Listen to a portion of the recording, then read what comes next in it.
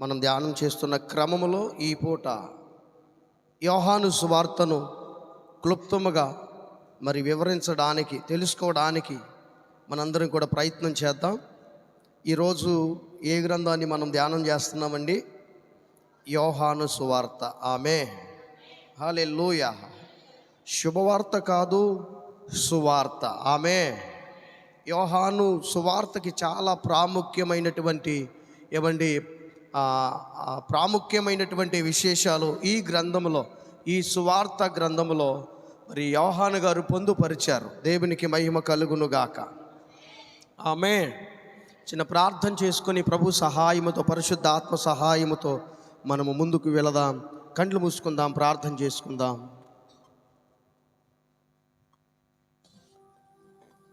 పరిశుద్ధుడ, జీవము కలిగిన మా ప్రియ పరలోకపు తండ్రి, మీ ఘనమైన నామమునకి మహిమ కలుగును గాక. ఈరోజు నాయన ధ్యానం చేస్తున్న ఈ యోహాను సువార్త ద్వారా మాతో అందరితో మాట్లాడండి. క్లుప్తముగా నాయన వివరంగా తెలుసుకోగలిగిన కృప మాకు దయచే. మా జ్ఞానము కొద్దిది, మా వివేచన కొద్దిది ప్రభువా, మా ఆలోచనలు తలంపులన్నీ కొద్దివే ప్రభువా. నాయన మీ దాసుని బలపరచండి. మతి లేనివాడు ప్రభువా, నీ జ్ఞానాత్మతో నింపి మీరే మాట్లాడమని ప్రార్థన చేస్తూ ఉన్నాను. వినబుద్ధి, ఆసక్తి దయచేయండి.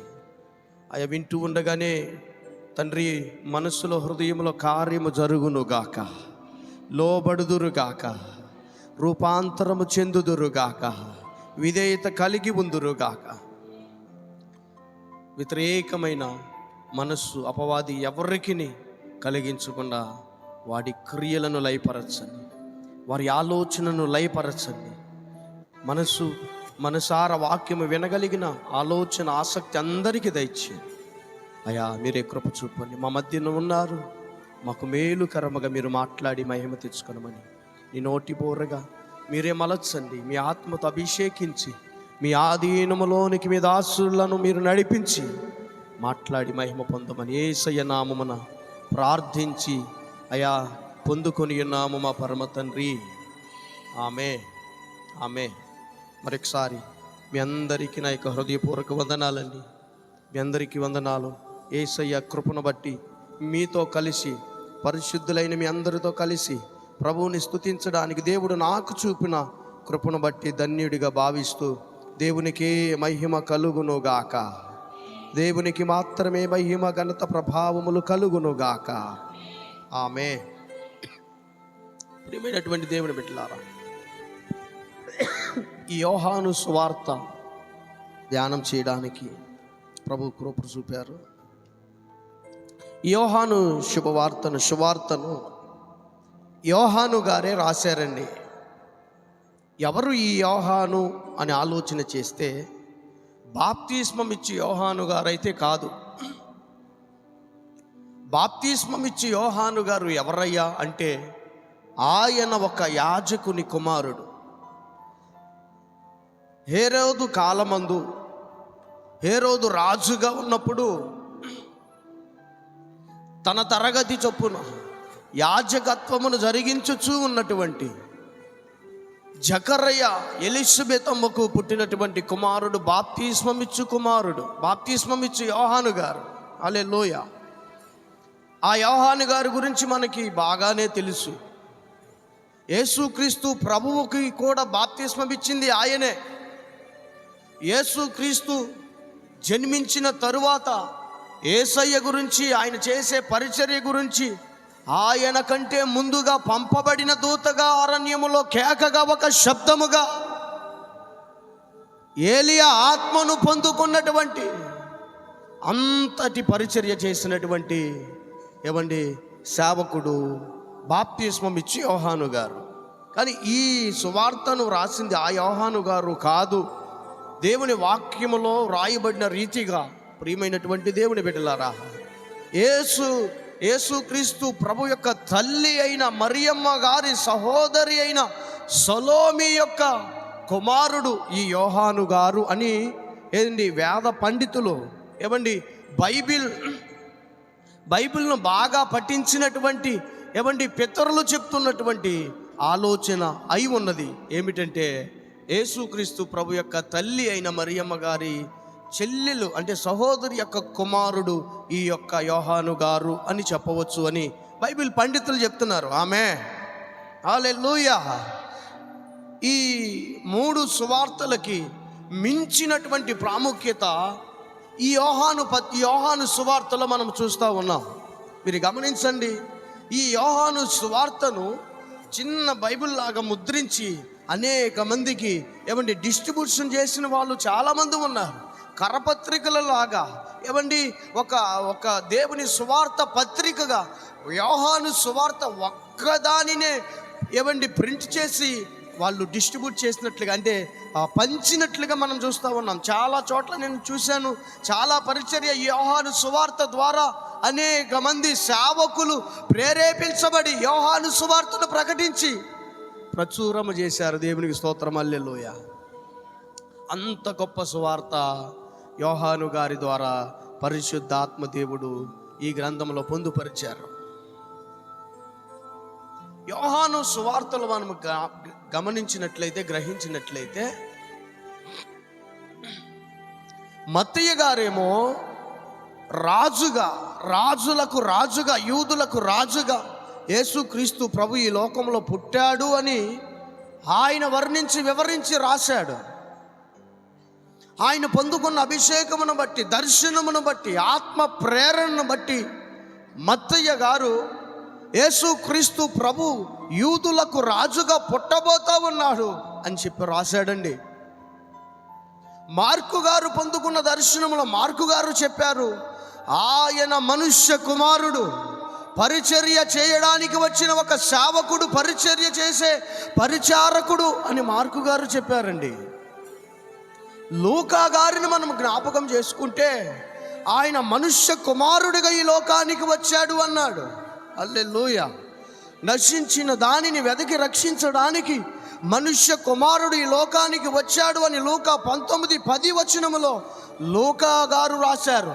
అంటే వైద్యుడైనటువంటి లూకా గారు ఈ రీతిగా చెప్పాడు, ఆయన మనుష్య కుమారుడు అని. ఆమేన్, హల్లెలూయా. మత్తయి గారు రాజకుమారుడు అని చెప్పాడు. మార్కు గారు ఆయన పరిచర్య చేయడానికి వచ్చిన పరిచారకుడు అని చెప్పాడు. లూకా వైద్యుడైనటువంటి లూకా గారు చెప్పారు, ఆయన మనుష్య కుమారుడు అని. అంటే దేవుడు ఎవరిని ఎలా బలపరిస్తే వారు చెప్పినటువంటి వారు పొందుకున్న దర్శనమును బట్టి వారు వర్ణించి వ్రాసినటువంటి సువార్తలు ఈ విధంగా చెప్తూ ఉంటే, దేవుని దర్శనమును పొందుకున్నటువంటి యోహాను గారు ఈ రీతిగా మాట్లాడతాడు, యేసుక్రీస్తు ప్రభు దేవుని కుమారుడు అంటాడు. గట్టిగా చప్పట్లు కొట్టి దేవునికి స్తోత్రం చెప్తాం. హల్లెలూయా, హల్లెలూయా. దేవుని కుమారుడు అని యోహాను గారు వ్రాస్తూ ఉన్నాడండి. అందుకే ఆయన ప్రారంభిస్తూ అన్నాడు కదా, ఈ సువార్త మొదటి వచనములోనే యోహాను గారు ఏమంటారంటే, ఇంకేమి మాట్లాడు, ఏమి పరిచయం చేయడు, ఎవరి గురించి చెప్పడు ఆయన. మత్తయి సువార్తలో చూస్తే యేసుక్రీస్తు ప్రభు వంశావళి ఉంటుంది. మార్కు సువార్త చూస్తే యేసయ్య పరిచర్య గురించి ఉంటుంది. లూకా శుభవార్త చూస్తే ఆయన ఎందుకు రాశాడు, ఎవరికి రాశాడో చూపిస్తాడు. యోహాను సువార్తలో మాత్రం ఆయన డైరెక్ట్గా దేవుడి గురించి మాట్లాడుతున్నాడు. ఆమేన్. ఆది యందు వాక్యముండెను, వాక్యము దేవుని యొద్ద ఉండెను, వాక్యమే దేవుడయ్యుండెను. గట్టిగా చప్పట్లు కొట్టి దేవునికి స్తోత్రం చెప్తాం. హల్లెలూయా. ఆది యందు వాక్యముండెను, వాక్యము దేవుని యొద్ద ఉండెను, వాక్యమే దేవుడయ్యుండెను. ఆది యందు వాక్యం ఉంది, వాక్యము దేవుని యొద్ద ఉంది, వాక్యమే దేవుడై ఉన్నాడు అని తన సువార్తను ఈ విధంగా ప్రారంభిస్తూ ఆ వాక్యమే శరీరధారికి లోకానికి వచ్చిందంటాడు. ఆమె ఆ వాక్యమే శరీరము దాల్చుకొని ఈ లోకానికి వచ్చిందంటాడు. దేవునికి స్తోత్రము కలుగును గాక. ఆమె తన పరిచర్య ప్రారంభించిన మరునాడు, ఆయన బాప్తిస్మము పొందినటువంటి తొలి దినమున అదే దినమున దేవునికి స్తోత్రము కలుగును గాక. ఆమేన్. హల్లెలూయా. 1 అధ్యాయం 34వ వచనములో తండ్రి తన కుమారుని గురించి చెప్తాడు. ఈయనే దేవుని కుమారుడని నేను తెలుసుకొని సాక్ష్యమిచ్చి తిని అని యోహాను గారు చెప్తూ ఉన్నారు. దేవునికి స్తోత్రం కలుగును గాక. ఆమేన్. హల్లెలూయా, హల్లెలూయా, హల్లెలూయా.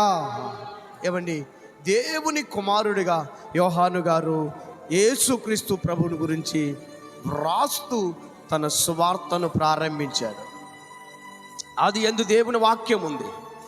వాక్యం ఎక్కడ కనబడుతుంది, ఎలా కనబడుతుంది మనకి అని ఆలోచన చేస్తే, తల్లి ఎక్కడ కనబడుతుంది, ఎలా కనబడుతుందంటే, వాక్ సకల సృష్టిని కలిగించింది దేవుని వాక్కు, దేవుని మాట, దేవుని వాక్కు, దేవుని నోటి నుండి వచ్చినటువంటి వాక్యమే ఈ సృష్టిని కలుగజేసింది. వాక్కు అంటే మాట, అది దేవుని మాట. ఆమేన్. యేసుక్రీస్తు ప్రభు ఈ యోహాను గారు ఏం తెలియజేస్తూ ఉన్నాడంటే, ఇదిగో ఈ సృష్టిని కలుగు చేసిన వాక్కు శబ్దమే ఎవరో కాదు, ఈ యేసుక్రీస్తు ప్రభువే అంటాడు ఆయన. అంటే ఆది యందు ఉన్నాడు ఈయన దేవుడై ఉన్నాడు. నీకోసం నా కోసం దేవుని కుమారునికి లోకానికి వచ్చాడు అని చెప్తున్నాడండి. ఎందుకు వచ్చాడో తెలుసా అని యోహాను గారిని అడిగితే, యోహాను గారు అంటారు, దేవుడు లోకమును ఎంతో ప్రేమించాను. దేవుడు లోకమును ఎంతో ప్రేమించాను. దేవుడు లోకాన్ని ప్రేమించాడు. ప్రేమించి దేవుడే ఈ లోకానికి వచ్చాడు. ఎవరండి ఈ దేవుడు? ఆది యందు ఉన్న దేవుడు. ఎవరండి ఈ దేవుడు? తండ్రి దగ్గర ఉన్న దేవుడు. ఎవరండి ఈ దేవుడు? సమస్తమును కలిగించిన వాడు. ఆమేన్. ఎవరండి ఈ వాక్యము? దేవుడయ్యున్న వాక్యం. హల్లెలూయా. ఆయన చెప్తూ అంటాడు, ఆయన ఆది యందు దేవుని యొద్ద ఉండెను, సమస్తము ఆయన మూలముగా కలిగెను, కలిగి ఉన్నదేది ఆయన లేకుండా కలగలేదు. గట్టిగా చప్పట్లు కొట్టి దేవునికి స్తోత్రం చెప్తా.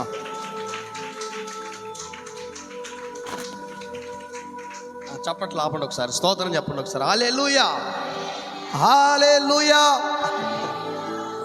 మనకి కొంచెం వినపడతారు కదా. నాకు కూడా కొంచెం చెవుడు ఉందండి. నేను చప్పట్లు కొట్టు స్తోత్రం చెప్తామంటే మీరు స్తోత్రం చెప్పారనుకుంటా, కానీ నాకు వినపడలా. చప్పట్లే వినపడి. ఇప్పుడు చప్పట్లు కొడుతూ స్తోత్రం చెప్తాం. హల్లెలూయా. ఇప్పుడు వినపడిందండి. హల్లెలూయా. దేవుడు లోకమును ఎంతో ప్రేమించాను. దాని కింద ఒక మాట ఉంటుందండి, ఇది చాలా శ్రేష్టమైన మాట. దేవుడు లోకమును ఎంతో ప్రేమించెను. 3:16 అండి, యోహాను సువార్త 3:16. దేవుడు లోకమును ఎంతో ప్రేమించెను కాగా ఆయన తన అద్వితీయ కుమారుని పుట్టిన వాని యందు విశ్వాసముంచు ప్రతివాడు నశింపక నిత్య జీవము పొందునట్లు. కొంచెం మైక్ తీసుకుని చదవచ్చు. హల్లెలూయా. ఎందుకు యేసయ్యను ఈ లోకానికి పంపించాడు తండ్రి అని అంటే, ఎందుకు దేవుడే నరవతారిగా ఈ లోకానికి దిగి వచ్చాడు అని అంటే, దేవుడు నిన్ను నన్ను ప్రేమించి ఈ లోకంలో ఉన్న మనుషులందరినీ ప్రేమించాడు. ప్రేమించి ప్రాణం పెట్టడానికి తన కుమారుణ్ణి ఈ లోకానికి పంపించాడండి. దేవుడు లోకమును ఎంతో ప్రేమించెను కాగా ఆయన తన అద్వితీయ కుమారునిగా పుట్టిన వాని యందు విశ్వాసముంచు ప్రతి వాడును నశించక నిత్య జీవం పొందినట్లు ఆయనను అనుగ్రహించెను. దేవునికి మహిమ కలుగును గాక. అల్లి నేను నశించడం దేవునికి ఇష్టం లేక, నేను నశించిపోతున్నానని దేవుడు నన్ను ప్రేమించాడు కాబట్టి నేను నశించిపోవడం ఇష్టం లేక, నాకు ఒక విశ్వాసమును కలిగించే, నా కోసం ఒక వ్యక్తి చనిపోవడానికి, రక్తము కార్చడానికి, బలి అయిపోవడానికే దేవుడే ఈ లోకానికి దిగి వచ్చాడు. దేవుణ్ణి ఎవరైతే విశ్వసిస్తారో, ఎవరైతే నమ్ముకుంటారో, ఎవరైతే దేవుణ్ణి నమ్ముకొని మారు మనసు పొంది దేవుణ్ణి అంగీకరించి పాప జీవితాన్ని విడిచిపెట్టి ఆయనను వెంబడిస్తారో, విశ్వాసమునకు కర్తగా ఆయనను మన కోసము, మనలను బలపరచడం కోసం, మనలను రక్షించడం కోసం నశించిపోతున్న నన్ను నిన్ను సర్వలోక నరులందరినీ మనుషులందరినీ రక్షించడం కోసం నిన్ను నన్ను మనందరినీ ప్రేమించి విశ్వాసమునకు కర్తగా ఈ లోకము కోసం బలి అయిపోవడానికి, మన కోసం ప్రాణం పెట్టి విడిపించడానికి తన కుమారుణ్ణి లోకానికి యేసయ్యను మన కోసం పంపించాడు. చప్పట్లు కొట్టి దేవునికి స్తోత్రం చెప్తాం. హల్లెలూయా, హల్లెలూయా. అప్పుడప్పుడు చప్పట్లు కొట్టి స్తోత్రం చెప్పొచ్చు కదా, చెప్పొచ్చు. ఎందుకంటే మన కోసం ఆయన చేతుల్లో శీలలు దిగగొట్టబడ్డాయి, ఆయన పాదాలలో మేకులు దిగగొట్టబడ్డాయి, ఆయన తల మీద ముళ్ళ కిరీటం పెట్టబడింది. దేవునికి స్తోత్రం కలుగునుగాక. ఆమేన్. ఉచితంగా యేసయ్య రక్షణ ఇచ్చాడు, కానీ ఆయన కలువరి సిలువలో నలిగి కరిగిపోయాడండి. తన రక్తం అంతా కారిపోయింది. ఆయన ఎంత ప్రేమించాడు అంటే, ఇదిగో ఎంత ప్రేమించాడో చెప్పనా? వేల నోళ్లతో స్తుతించినా ఆయన ప్రేమను వర్ణించలేము. నీకున్న తైలమంతా వర్ణించిన, ఆయన కోసం ధారపోసిన శిష్యులు తట్టుకోలేకపోయారు, శిష్యులు చూడలేకపోయారు, ఓర్చుకోలేకపోయారు. ఒక పాపముతో ఉన్నటువంటి స్త్రీ వచ్చి ఆయన భోజనము చేస్తూ ఉంటే ఆయన పాదముల మీద ఏమండి ఆయన తల మీద అత్తరు పోసిందంట. విలువైన అత్తరు పోస్తే ఆయన అభిషేకిస్తూ ఉంటే శిష్యులు అంటారు, ఎందుకు అంత విలువైన అత్తరును నీవు వ్యర్థం చేస్తా ఉన్నావు, నేలపాలు చేసేసావు, వృధా చేసేసావు అని అంటే యేసయ్య అంటాడు, దేవునికి మహిమ కలుగును గాక. ఆమేన్, హల్లెలూయా. యేసయ్య అంటాడు, బేదలు ఎప్పుడు మీతోనే ఉంటారు, నేను ఎప్పుడు మీతో కూడా ఉండను కదా, నేను ఎప్పుడు మీతో ఉండను కదా. శిష్యులు అన్నారు, అది అమ్మి బేదలకి ఇస్తే కొంతమంది బేదలు సేవ్ అవుతారు కదా అని శిష్యులు అంటే యేసయ్య అన్నట్టు, బేదలు ఎప్పుడు మీతో కూడా ఉంటారు, మీరు కూడా ఆ పని చేయొచ్చు, మీరు కూడా పరిచర్య చేయొచ్చు. ఆమేన్. నేను అభిషక్తునిగా రక్షకునిగా తండ్రి చేత పంపబడిన వాడను. క్రీస్తు అన్న మాటకు అభిషక్తుడు అని అర్థం. అభిషక్తుడు అని ఎవరిని పిలుస్తారు? రాజుగా ఉండడానికి అభిషేకించాడు సమూయేలు గారు సౌలును.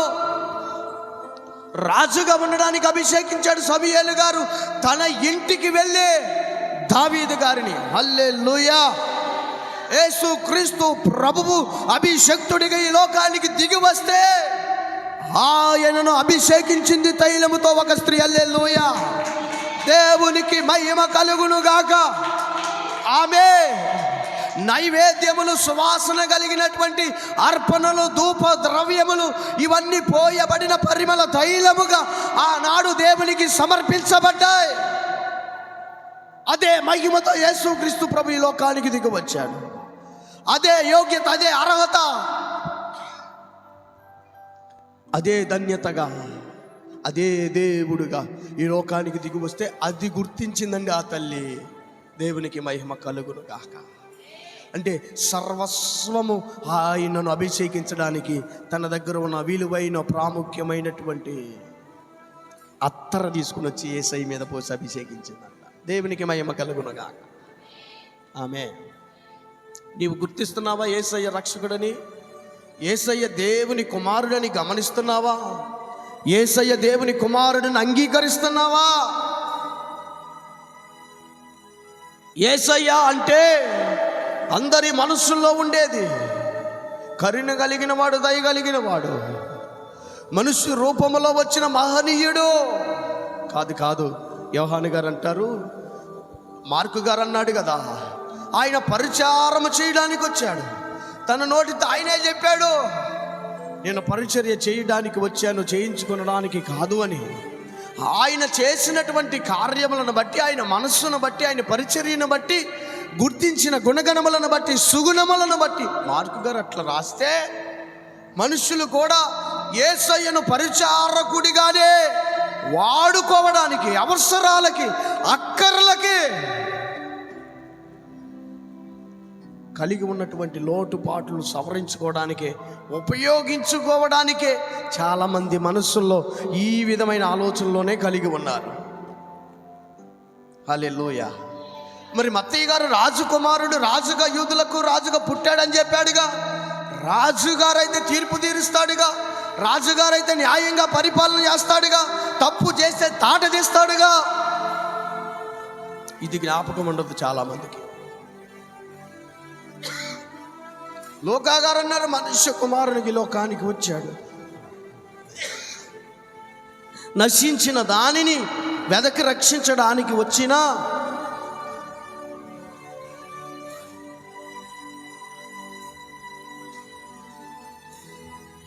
నశించడానికి లోకానికి వచ్చిన మనుష్య కుమారుడు అన్నారు. అందరు చెప్పండి ఇప్పుడు, మనుష్య కుమారుడు. ఇంకా గట్టిగా చెప్పండి ఒకసారి. మొత్తం చెప్తారండి. నశించిన దాన్ని వెదకి రక్షించడానికి లోకానికి వచ్చిన మనుష్య కుమారుడు. ఆమేన్, హల్లెలూయా. ఈయనేమో మనిషి అన్నాడు, ఆయనేమో రాజు అన్నాడు, ఈయనేమో సేవకుడు అన్నాడు. సేవకుడు అంటే సేవ చేయించుకుంటే మనకి మించిన వాళ్ళు ఎవరు ఉండరంటగా. ఫ్రీగా వస్తే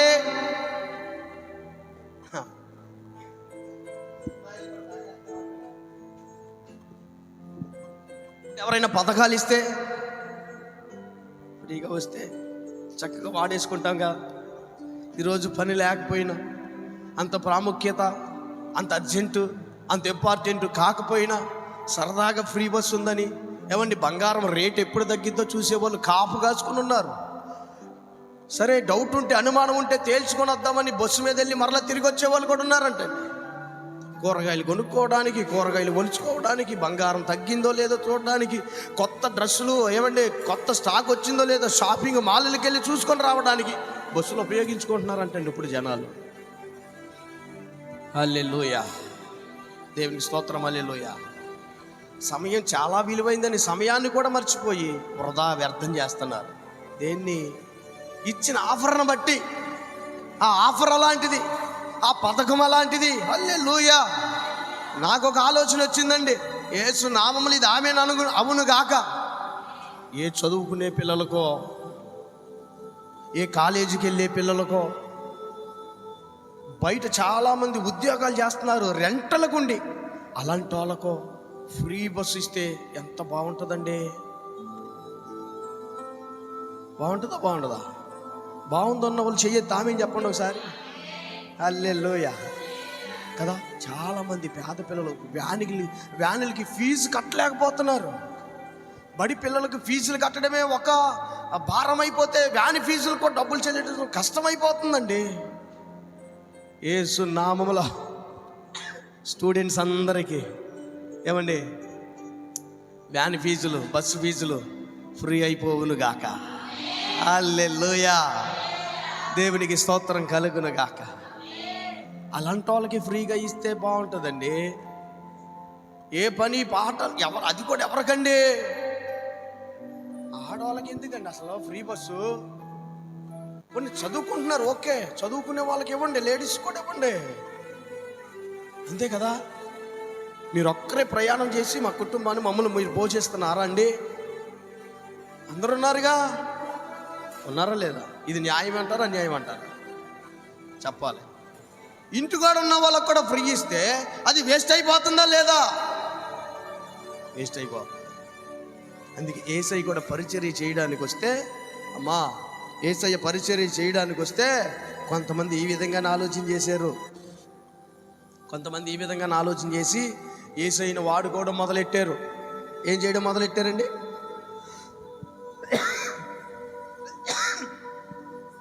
యేసయ్యను వాడుకోవడం మొదలెట్టారు. యేసయ్య కృప ఏంటో నాకు తెలియదు కానీ, యేసయ్య కృప ఏంటో నాకు తెలియదు కానీ నేను చాలా మతిమరుపోడిని. నిజంగా జ్ఞాపశక్తి ఉండదు నాకు. దేవుడు గుర్తు చేస్తాడు, జ్ఞాపకం చేస్తాడు. యేసయ్యను కూడా వాడుకున్న వాళ్ళు బైబిల్లో ఉన్నారా లేరా? ఈ యోహాను గారి దాన్ని పరిచయం చేశాడు. 6వ అధ్యాయం 26వ వచనం, 25, 26, 6వ అధ్యాయం 25, 26.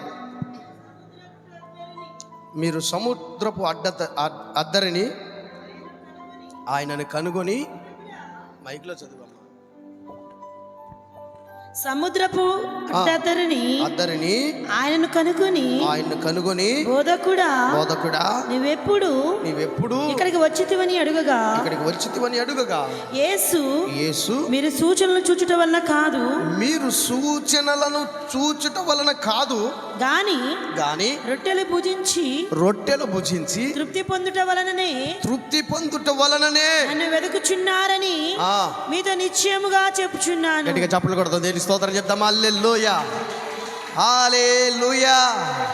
ఈ యోహాను గారికి మనుషులు ఎట్లా కనపడ్డారో తెలుసా? నా వైపు చూడండి తల్లి. ఎందుకంటే ఆయన మనుష్య కుమారుడు, సేవకుడు, పరిచర్య చేయడానికి వచ్చాడు, అద్భుతాలు చేయడానికి వచ్చాడు, స్వస్థపరచడానికి వచ్చాడు, బాధలు పోగొట్టడానికి వచ్చాడు, మేలు చేస్తున్నాడు.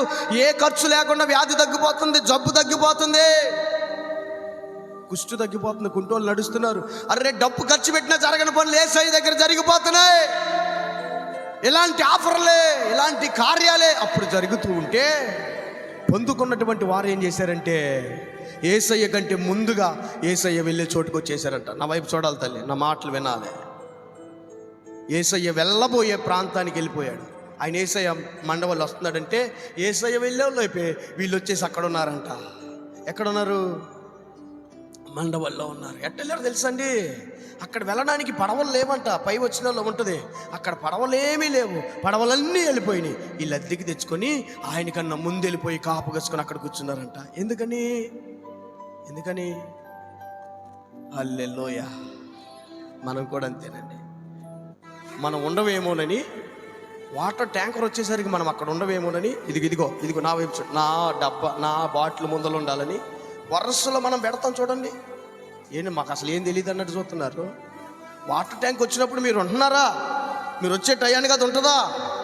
ఒకవేళ ముందు వచ్చేస్తుంది ఏమని క్యూగా డబ్బాలు పెడతలేదు, లైన్లో నుంచున్నట్టు పెట్టారా లేదా? మర్యాదగా చెప్పండి. హల్లెలూయా. అట్ట నుంచోవడానికి, ముందు వరుసలో నుంచోవడానికి మండవల్లి వెళ్ళిపోయి నుంచున్నారంట. వీళ్ళు వాళ్ళ మనసు ఎరిగిన యేసయ్య చెప్పాడు, మీరు సూచనల వలన కాదు, చేసిన కార్యాలను గుర్తించి గమనించి ఈ కార్యాలు దేవుడు తప్ప మరెవరు చెయ్యలేరు అని దేవుని మహిమను గమనించి మీరు నన్ను వెంబడించట్లా. ఎందుకు వెంబడిస్తున్నారు తెలుసా? ఇదిగో ఫ్రీ బస్ ఇచ్చారని, ఇదిగో ఆఫర్లు ఇచ్చారని, ఇదిగో పథకాలు పెట్టారని. యేసయ్య దగ్గరికి వెళ్తే కడుపు నిండుద్దని, యేసయ్య దగ్గరికి వెళ్తే వ్యాధి పోద్దని, యేసయ్య దగ్గరికి వెళ్తే అంటే యేసయ్యను వాడుకోవడం వీళ్ళకి ఏమైందంటే అలవాటు అయిపోయింది. దేవునికి స్తోత్రం. హల్లెలూయా. మీరు సూచనలను చూచుట వలన కాదు కానీ రొట్టెలు భుజించి తృప్తి పొందుట వలననే నన్ను వెదకుచున్నారని మీతో నిశ్చయముగా చెప్పుచున్నాను అన్నాడు యేసయ్య. దేవునికి స్తోత్రం కలుగును గాక.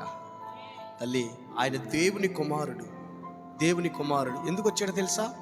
నిన్ను నన్ను ప్రేమించి వచ్చాడు. ప్రేమించాడు కాబట్టే ప్రాణం పెట్టడానికి తెగించాడు. ప్రేమించాడు కాబట్టే మహిమని విడిచాడు. ప్రేమించాడు కాబట్టే ఓర్చుకున్నాడు. ప్రేమించాడు కాబట్టే గాయము తగిలినా ఓర్చుకున్నాడు. ప్రేమించాడు కాబట్టే నలిగి కరిగిపోయాడు. ప్రేమించాడు కాబట్టే అవమానమును కూడా సహించాడు, నిందలు అనుభవించాడు. హల్లెలూయా, హల్లెలూయా. ప్రేమ ఏం చేస్తుందండి? ఇప్పుడు మీరు చెప్పాలి. ప్రేమ ఏం చేస్తుందండి? ప్రేమ ఏం చేస్తుంది? హల్లెలూయా. యేసయ్య ప్రేమించాడు, ఏం చేశాడు? బాధను సహించాడు. యేసయ్య ప్రేమించాడు, ఏం చేశాడు? అవమానాలు అనుభవించాడు. యేసయ్య ప్రేమించాడు, ఏం చేశాడు? నిందలు పడ్డాడు. మనం యేసయ్య బిడ్డలో, యేసయ్యలా మనం ఉండాలి, యేసయ్యలా జీవించాలి. యేసయ్య ప్రేమను పొందుకున్న మనం ఎట్టుండాలి? యేసయ్యలా సహించాలి, యేసయ్యలా ఓర్చుకోవాలి, యేసయ్యలా అనుభవించాలి, యేసయ్యలా మరణించాలి, యేసయ్యలా తిరిగి లేగాలి. ఆమె చెప్పండి. హల్లెలూయా. గట్టిగా చప్పట్లు కొడతారనుకున్నాను. హల్లెలూయా కూడా చెప్తారనుకున్నాను.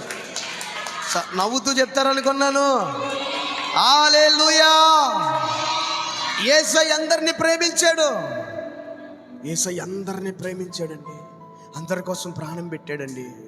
అందరి కోసం తిరిగి లేచాడు. మనం కూడా ప్రేమించాలి యేసయ్యలాగా. దేవునికి స్తోత్రం కలుగును గాక. ఇదిగో ఈ ఈ సువార్తలో ఉన్నది ఏంటంటే దేవుని కుమారుడు యేసయ్య. ఎవరండి? దేవుని కుమారుడు, దేవుని కుమారుడు. ఈ సువార్తను మనం చదివితే నా తండ్రి, నా తండ్రి, నా తండ్రి అని యేసయ్య ఎక్కువ సార్లు తండ్రి గురించి ఈ మాట ఈ సువార్తలో ఉంటుంది. మీరు చదవండి తర్వాత. అంత తీర్పు మాకెక్కడండి, మీ పిచ్చ కాబట్టి అనుకుంటున్నారు కదా. ఆమె ఏమండి, అంతేనా? తండ్రి, తండ్రి. యేసయ్య అన్నాడు, తండ్రి మనం ఏ రీతిగా ఏకమై ఉన్నామో నీవు నాకు అప్పగించిన వీరు కూడా మనతో ఏకమవ్వాలని నేను ప్రార్థన చేస్తున్నానయ్యా అంటాడు. తండ్రి గురించి ఎక్కువ వర్ణించాడు ఆయన, తండ్రి గురించి పొగిడాడు. దేవునికి స్తోత్రం కలుగును గాక. హల్లెలూయా, హల్లెలూయా. తండ్రే నన్ను పంపించాడంటాడు, తండ్రి ద్వారా నేను పంపబడ్డానంటాడు. హల్లెలూయా. చూడండి 6వ అధ్యాయం, అదే అధ్యాయంలో ఆయన ఏమంటాడంటే,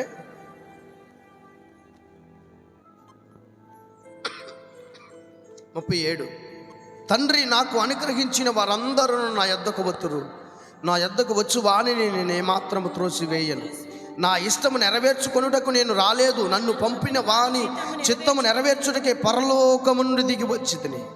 ఆయన నాకు అనుగ్రహించిన దాని అంతటిలో నేనేమీ పోగొట్టుకొనక అంత్య దినమందు దాన్ని లేపుటయ్య నన్ను పంపిన వాని కుమారుణ్ణి చూచి ఆయన యందు విశ్వాసముంచు ప్రతి వాడు నిత్య జీవము పొందుటయే నా తండ్రి చిత్తము.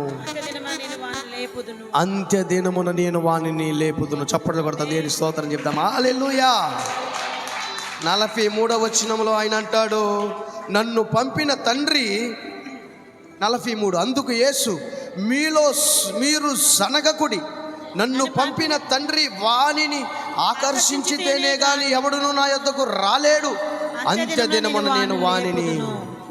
దేవునికి స్తోత్రం. హల్లెలూయా, హల్లెలూయా. 46, దేవుని యొద్ద నుండి వచ్చిన వాడు తప్ప మరి ఎవడును తండ్రిని చూచి ఉండలేదు, ఈయనే తండ్రిని చూచి ఉన్నాడు. ఎవరు చూశారంటే యేసయ్య తప్ప మరెవరో చూడలేదు. తండ్రి నాకు అప్పగిస్తేనే, తండ్రి ఆకర్షించితేనే నా దగ్గరికి మీరు రాగలరు. తండ్రి చెప్పిన చిత్తం నెరవేర్చడమే, దాన్ని నెరవేర్చడానికి ఈ లోకానికి నేను దిగి వచ్చాను. దేవునికి స్తోత్రం కలుగును గాక. హల్లెలూయా. నేను తప్ప ఎవరు తండ్రిని.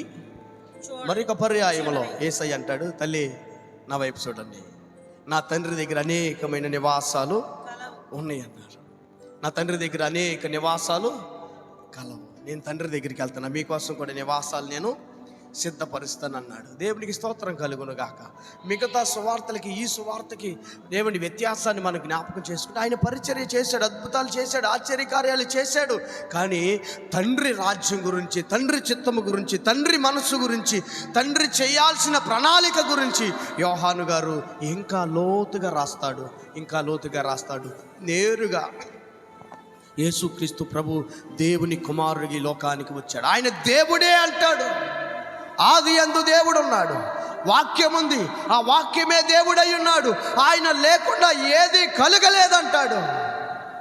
హల్లెలూయా. అంటే ఈ సృష్టిని కలుగు చేసిన దేవుడు యేసుక్రీస్తు ప్రభు అని ప్రకటన చేశాడు. ఆయన ప్రకటన చేసిన ఆ దేవుడు నీ కోసం నా కోసం చచ్చిపోవడానికి వచ్చాడు. రీజన్ ఒకటే, నీవు నేను నిత్య జీవం పొందినట్లుగా. ఆయన పంపిన వాని యందు విశ్వాసముంచు ప్రతి వాడు నిత్య జీవము పొందినట్లు ఆయనను మన కోసం అనుగ్రహించాడు. యేసుక్రీస్తు ప్రభు 100% మనిషి అండి, 100% దేవుడు. ఆమేన్, హల్లెలూయా. ఆయన మానవత్వం కలిగినాడు, ఆయన దేవుని ఆత్మను కలిగినవాడు, దైవత్వము కలిగిన దేవుడు. హల్లెలూయా. ఆయన జన్మ ఆశ్చర్యం, ఆయన ప్రేమ ఆశ్చర్యం, ఆయన మరణము, ఆయన పునరుత్థానము కూడా ఆశ్చర్యమే. అందరూ పుట్టాక చేస్తారు, ఆయన ఇట్లా పుడతానని చెప్పి పుట్టాడండి. అందరూ ఎట్లా చచ్చిపోతారు ఎవరికి తెలీదు, ఆయన ఇలా చచ్చిపోతానని చెప్పాడండి. నేను ఇలా లేస్తాను, ఇలా మరలా బ్రతుకుతాను, మరణాన్ని జయిస్తానని చెప్పాడు. అందరు ఎట్లా చచ్చిపోతారో తెలియదు, ఎలా లేస్తారో ఎవరికి తెలియదు. ఆయన ఆశ్చర్యకరుడు, ఆలోచనకర్త. ఆమేన్. ఆయన జన్మ ఆశ్చర్యమే, ఆయన మరణము కూడా ఆశ్చర్యమే, ఆయన పునరుత్థానము కూడా ఆశ్చర్యమే. ఈ మాటలను బట్టి, ఈ సువార్తను బట్టి నేను ఒక మంచి మేలుకరమైన విలువైన మాట చెప్పాలనుకుంటున్నా. యేసయ్య దేవుడు, యేసయ్య చెప్పింది చేశాడు. ఆయన పుడతానన్నాడు, పుట్టాడు. ఇలా పుడతానన్నాడు, అలాగే పుట్టాడు. ఇలా చనిపోతానన్నాడు, చనిపోయాడు. ఇలా లేస్తానన్నాడు, లేచాడు. ఆయన మరలా నేను వస్తానన్నాడు, రాబోతా ఉన్నాడు. నమ్మిన వాళ్ళందరూ చేయొద్దు ఆమెను చెప్పండి. హల్లెలూయా. నేను వస్తాను అని చెప్పి వెళ్ళాడు. నేను సిద్ధపరుస్తానని చెప్పి వెళ్ళాడు ఆయన.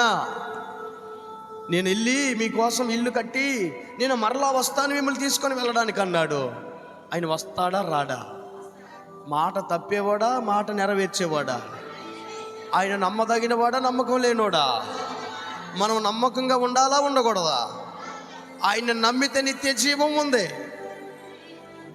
రొట్టెల కోసం నమ్మొద్దు, అవసరాల కోసం నమ్మొద్దు, అక్కర్ల కోసం నమ్మొద్దు, నిత్య జీవం కోసం నమ్మండి. ఆయన రాజ్యం ఉందని నమ్మండి. ఆయన రాజుగా మరలా రాబోతున్నాడని నమ్మండి. ఆమేన్. యోధా గోత్రపు సింహముగా ఆయన మరలా రాబోతా ఉన్నాడు. హల్లెలూయా. ఆయన రాజులకు రాజు. ఆమేన్. ఆయనే ప్రభువులకు ప్రభువు. ఈ లోక రాజ్యములన్నీ ఆయన ఎదుట గడగడ గడగడగా వణకబోతా ఉన్నాయి. ఆయన దేవుడు, దేవుని కుమారుడు, రాజకుమారుడు, రాజుగా రాబోతున్నాడు. హల్లెలూయా. ఆయన రాజు అయితే నీవు నేను కూడా రాజులమే. నీవు నేను కూడా రాజకుమారులమే. మనము కూడా ఈ రాజ్యాన్ని ఏలబోతా ఉన్నాం. హల్లెలూయా. ఎవరు ఏలబోతారంటే ఎవరు రాజకుమారుడిగా ఉంటాడో, ఎవరు రాజుకి సంబంధించిన వ్యక్తులుగా ఉంటారు. హల్లెలూయా. వారందరూ ఒకానొక దిన మన 1000 ఏండ్ల పరిపాలనలో మనందరము పరిపాలించబోతున్నాం, తీర్పు తీర్చబోతున్నాం. హల్లెలూయా. దేవునికి స్తోత్రం కలుగును గాక. ఆమేన్.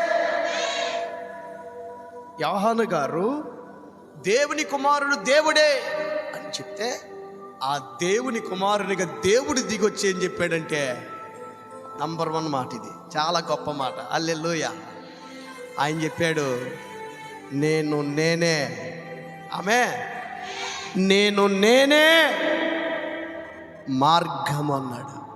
నేను నేనే సత్యం అన్నాడు. నేను నేనే జీవం అన్నాడు. ఆమేన్. నేను తప్ప తండ్రిని ఎవడు చూడలేదు. ఇంకొక మాట చెప్పనా, మనందరికి ఇచ్చిన ధన్యత, నన్ను చూస్తే తండ్రిని చూసినట్టే అన్నాడు. హల్లెలూయా. హల్లెలూయా. నన్ను చూస్తే తండ్రిని చూసినట్టే. ఇప్పుడు మనం ఆయన చూస్తున్నాం. ఎట్లా తెలుసా? ఇదిగో నీ కోసం వచ్చి ప్రాణం పెట్టిన, శరీరధారికి లోకానికి దిగి వచ్చిన, నీ కోసం నా కోసం శిలువలో బలియాగం అయిపోయి మరణము పొంది సమాధి చేయబడి తిరిగి లేచి పరలోకం వెళ్ళిన యేసయ్య ఏమై ఉన్నాడో తెలుసా? ఏమై ఉన్నాడో తెలుసా? ఆది యందు చెప్పాలి. ఆది యందు వాక్యమే దేవుడయ్యిండెను. ఆ వాక్యమే శరీరధారికి లోకానికి వచ్చాడు. హల్లెలూయా. ఇదిగో ఇప్పుడు మనందరం దేవుణ్ణి చూస్తున్నాం. ఆమె చెప్పండి, ఏం చూస్తున్నామండి?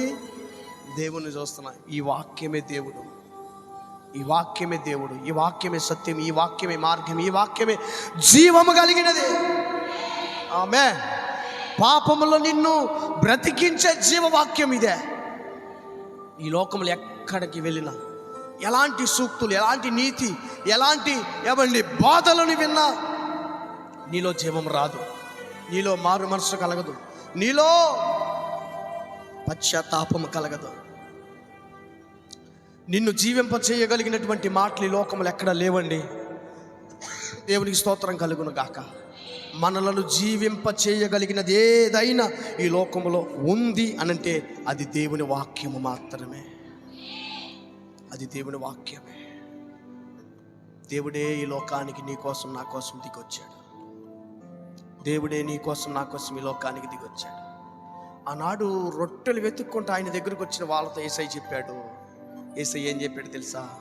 మీరు ఆహారం కోసం వచ్చారు, కడుపు నింపుకో అవసరాల కోసం వచ్చారు, మీరు ఆహారం తిని తృప్తి పొందడానికి మాత్రమే వచ్చారు. కానీ తల్లి నా వైపు చూడండి. నేను పరలోకము నుండి దిగి వచ్చిన జీవాహారం. ఆమెను చెప్పండి. నేను పరలోకము నుండి దిగి వచ్చిన జీవాహారము. యేసయ్య చేతులలో ఏమండి ఆశీర్వదించబడిన రొట్టెలు తిని తృప్తి పొందుతున్నారు మీరు. కాదు, మీ పితరులు ఇంకా గొప్పలు. పరలోకము నుండి నా తండ్రి వారికి ఆహారం ఇచ్చాడు. ఆమె పరలోకము నుండి ఆహారము, మన్నాను పితరులు తిన్నారు. పాడైపోయే ఆహారం అది. ఒకరోజు ఏమండి మిగిలిపోతే దాచుకుంటే ఆహారం పొద్దున్నేకి కుళ్ళు పట్టిపోయేది, పురుగులు పట్టిపోయేది. ఆ ఆహారమే పరలోకము నుండి తండ్రి పంపించిన ఆ ఆహారమే పాడైపోయింది. మీరు రొట్టెల కోసం వెతుకులాడుతున్నారు. మీరు కడుపు నింపుకొని తృప్తి పొందుకోవడం కోసం నన్ను వెంబడిస్తున్నారు. దీనికోసం కాదు నేను దిగొచ్చింది, దీనికోసం కాదు నేను పరలోకం నుండి వచ్చింది, దీనికోసం కాదు నేను గాయపరచబడేది, దీనికోసం కాదు నా ప్రాణాన్ని పెట్టడానికి వచ్చింది. ఆమేన్. హల్లెలూయా, హల్లెలూయా.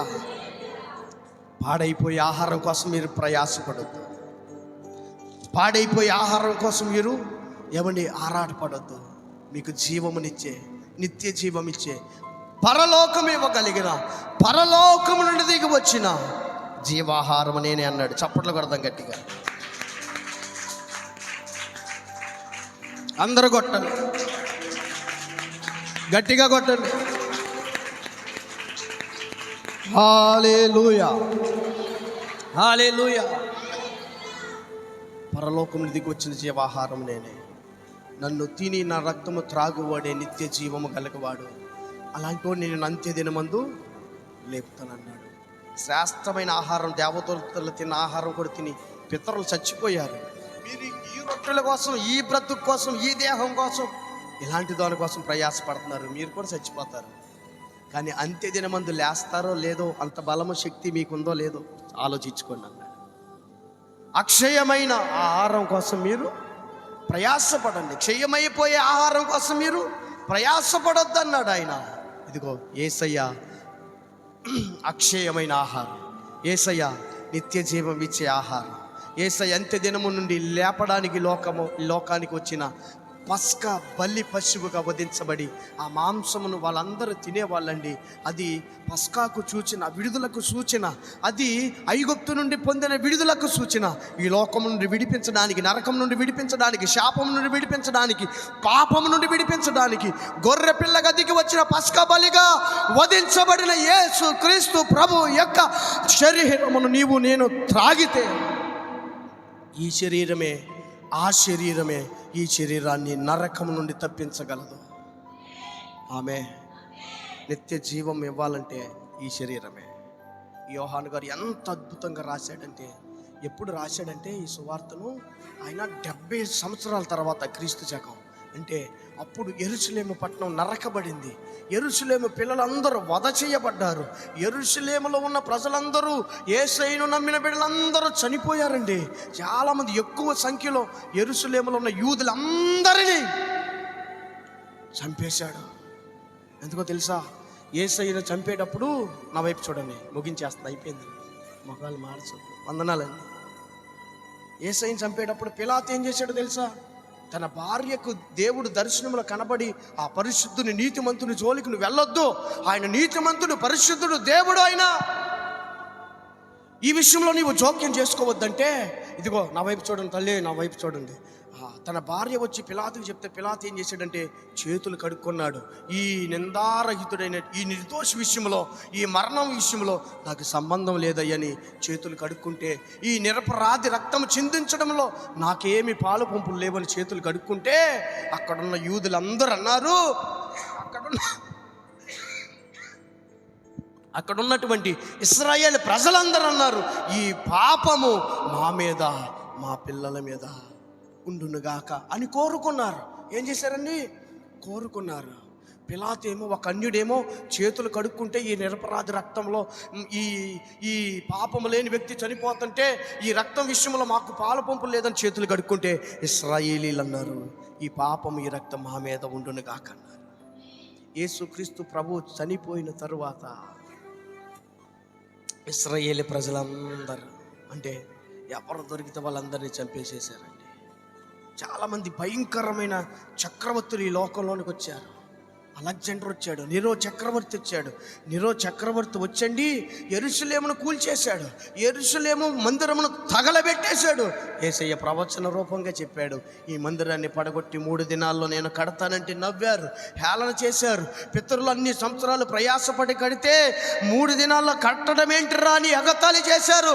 ఆయన కలువరి శిలువలో వేలాడుతూ ఉంటే 3 దినాల్లో మందిరమును పడగొట్టి కడతానన్న ఆయన ఈయనే కదా, ఆయనను కాపాడుకోమను, మందిరాన్ని తర్వాత కడతాడు అని హేళన చేశారు. ఆ మందిరం ఎవరో కాదు, ఆత్మ సంబంధమైన మందిరముగా, పరలోకము నుండి దిగి వచ్చిన ఆత్మ సంబంధమైన మందిరముగా, సంఘముగా, రాజ్యముగా, సంఘమును ప్రారంభించడానికి, రాజ్యమును కట్టడానికి పరలోకం నుండి దిగి వచ్చిన దేవుని కుమారుడైన యేసుక్రీస్తు ప్రభుల వారే. ఆమె ఏ రాయి అయితే ఏమండి మూల రాయిగా ప్రారంభించాడు, ఆయనే పరలోక సంబంధమైన మందిరముగా కట్టబడ్డాడు. ఆయనే మూలరాయి, తలకు మూలరాయిగా ఆయనే కట్టబడడం ప్రారంభించాడు. ఇప్పుడు ఆత్మ సంబంధమైన మందిరములుగా ఆ మందిరము ప్రారంభించబడింది, కట్టబడుతూ ఉంది. నువ్వు కూడా మందిరములో ప్రవేశించాలంటే, నువ్వు కూడా రక్షణ పొందితే సజీవమైన రాయిగా నువ్వు కూడా మారిపోతావు. హల్లెలూయా. నీరో చక్రవర్తి వచ్చి క్రైస్తవులందరి ఒంటి మీద తారు పోసి ఒక దిమ్మకి ఒక స్తంభాన్ని కట్టేసి తారు పోసి నుప్పంటించేవాడంటండి. ఆ నుప్పుకి తారు అంటుకొని అది కాలుతూ ఉంటే విలవిలలాడిపోతుంటే నీరో చక్రవర్తి మిద్దె మీదుండి ఏవండి మందు తాగుతూ ద్రాక్షరసం తాగుతూ చక్కగా ఆనందించాడంట. ఒక గ్రౌండ్ ఆట స్థలం ఉంటే, ఆట స్థలము చుట్టూరు గోడలు ఉంటే మధ్యలో ఏమండి విశ్వాసులను, యేసుక్రీస్తు ప్రభుని అంగీకరించిన వారిని ఆ గ్రౌండ్ స్థలంలో వదిలేసి సింహాలను వదిలిపెట్టేడంటండి. వారిని చీల్చుకొని తింటుంటే ఆ నీరో చక్రవర్తి అక్కడుండి ఆనందించేవాడంట. కొంతమంది చచ్చిపోతే, దేవుని పిల్లలు చచ్చిపోయారు కదండి, సింహాలు చంపేస్తాయి కదా, కాలి చచ్చిపోయారు కదా, వారి మిగిలిన మృతదేహాలకి చూడండి ఒక స్తంభానికి ఇట్లా కట్టేసేసి, ఒక స్తంభానికి ఇట్లా కట్టేసి బ్రతికి ఉన్న విశ్వాసిని వెనకాల కడితే ఈ కుళ్ళిపోయిన విశ్వాస యొక్క శవములో పుట్టిన పురుగులు బ్రతికున్న వాడిలోనికి వెళ్ళి వాడు కూడా పురుగులు పట్టి చచ్చిపోయే వరకు అట్లాగే వదిలిపెట్టేశారంటండి. ఈ చచ్చిపోయిన ఈ పీనుగు కోసం గ్రద్దలు వచ్చి ఈ చచ్చిపోయిన పీనుగును తినే క్రమంలో బ్రతికి ఉన్న వాడిని కూడా పొడుచుకొని తినేసినాయి అంట. కట్టుకథగా ఏదో ఎమోషనల్గా చెప్పట్లా, ఇది నిజం జరిగిన సత్యం. ఆమె యేసయ్య రాజ్యం ఆ విధంగా కట్టబడింది, యేసయ్య మందిరం ఆ విధంగా కట్టబడింది. ఎంతోమంది మహనీయులు హతసాక్షులైపోయారు. మనకి చీమ కుట్టినట్టు కూడా ఉంటుందా? చీమ కుడితే గుడిమానేస్తాం, దోమ కుడితే గుడిమానేస్తాం మనం. ఎంతోమంది ప్రాణాలు అర్పించేశారు. హల్లెలూయా. ఏమండి ఆహారం కోసం వెంబడించిన వాళ్ళు ఉన్నారు, రక్షణ కోసం, పరలోక రాజ్యం కోసం ప్రాణాలు పెట్టిన వాళ్ళు కూడా ఉన్నారు. అప్పుడు ఆమె ఎవరైతే రొట్టెల కోసం తిరిగారో, ఎవరైతే కడుపు నింటుకోవడం తిరిగారో, యేసయ్య తిరిగి మరణం జయించలేచాక అయ్యా ఏమైనా ఉన్నాయంటే తింటాకి ఏమీ లేవన్నారు. హల్లెలూయా. దేవునికి స్తోత్రం కలుగును గాక. ఆయన రాజకుమారుడు మరలా రాబోతున్నాడు. హల్లెలూయా. ఈ లోకంలో ఎన్ని సంవత్సరాలు బ్రతుకుతామో, అందుకే భక్తులైన వారు చెప్పారండి, ఇంత గొప్ప రక్షణ పోగొట్టుకుంటే ఎట్లా పొందుకుంటాం, ఉగ్రత నుండి ఎట్లా తప్పించబడతాం, ఇక్కడ కాల్చబడిన, నరకబడిన, ఏమండి చేల్చబడి చచ్చిపోయిన పరలోకం ఉందండి. వారు పరలోకంలో ఉంటారండి. దేవుని నిత్య జీవంలో, నిత్య రాజ్యంలో వాళ్ళు ఉంటారు.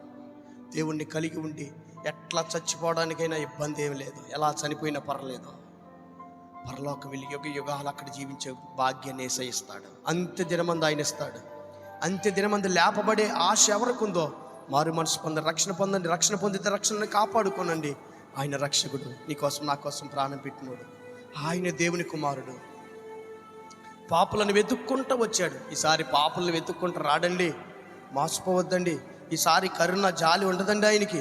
ఎవరైతే పరిశుద్ధులు ఉన్నారో పరిశుద్ధులనే వెతుక్కుంటూ వస్తున్నాడు ఆయన, పరిశుద్ధుల కోసమే వస్తున్నాడు ఆయన.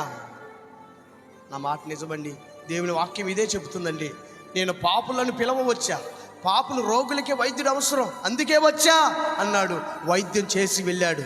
ఘోరమైన హృదయం, ఘోరమైన పాపుల కోసం ఆయన మూల్యం చెల్లించి విడుదలనిచ్చి రక్షణ ఇచ్చి వెళ్ళిపోయాడు. ఆయన మరలా రాబోతా ఉన్నాడు. ఇచ్చిన వైద్యం ద్వారా మనం స్వస్థత పొందుకోవాలి, ఇచ్చిన మూల్యాన్ని మనం ఉపయోగించుకోవాలి, పరిశుద్ధులుగా ఉండాలి. ఇచ్చిన వస్త్రాన్ని మనం పొందుకోవాలి, జాగ్రత్తగా కాపాడుకోవాలి. ఇచ్చిన రక్షణను కాపాడుకొని సిద్ధపడి ఉండాలి. ఆయన రాబోతూ ఉంటే ఎదుర్కొనే ధైర్యము, అర్హత, యోగ్యత, పరిశుద్ధత కలిగి ఉండాలి. దేవునికి స్తోత్రం కలుగును గాక. ఈసారి పాపులను పిలవడాయన, ఈసారి పరిశుద్ధులని పిలవ వస్తున్నాడు. అట్టి కృప దేవుడు మనందరికి అనుగ్రహించడు గాక. మనందరం ఆయన పిలుపు విందుము గాక, ఆయన బోర శబ్దము విందుము గాక. ఆ బోర కూడా ఎవరికి వినపడుతుంది అంటే పరిశుద్ధులకే వినపడద్ది. ఇద్దరు పని చేస్తుంటే ఒకడు వెళ్ళిపోతాడు, ఒకడు ఉంటాడు. ఇద్దరు పడుకుంటే ఒకడు వెళ్ళిపోతాడు, ఒకడు ఉంటాడు. ఇద్దరు నడిచి వెళ్తుంటే ఒకడు ఉంటాడు, ఒకడు విడిచిపెట్టబడతాడు. ఇద్దరు తిరగర విసురుతుంటే ఒకడే ఉంటాడు, ఒకడు వెళ్ళిపోతాడు. ఎవరు ఈ ఒకడంటే ఆ బోర శబ్దము వినగలిగిన వాడు. ఆ బోర శబ్దము ఎవడు వింటాడంటే రక్షణను కాపాడుకునే వాడే, ఆ శరీరమును, ఆ రక్తమును త్రాగువాడే, రక్షణ పొందువాడే. ఆమేన్. అట్టి కృప దేవుడు మనందరికి ఇచ్చునుగాక. ఆ శబ్దము మనందరము విందుముగాక. మోకరించండి, ప్రార్థన చేసుకుందాం. ఈ మాటలు మన వినికిడిలో దేవుడు ఆశీర్వదించునుగాక. ఆమేన్. హల్లెలూయా.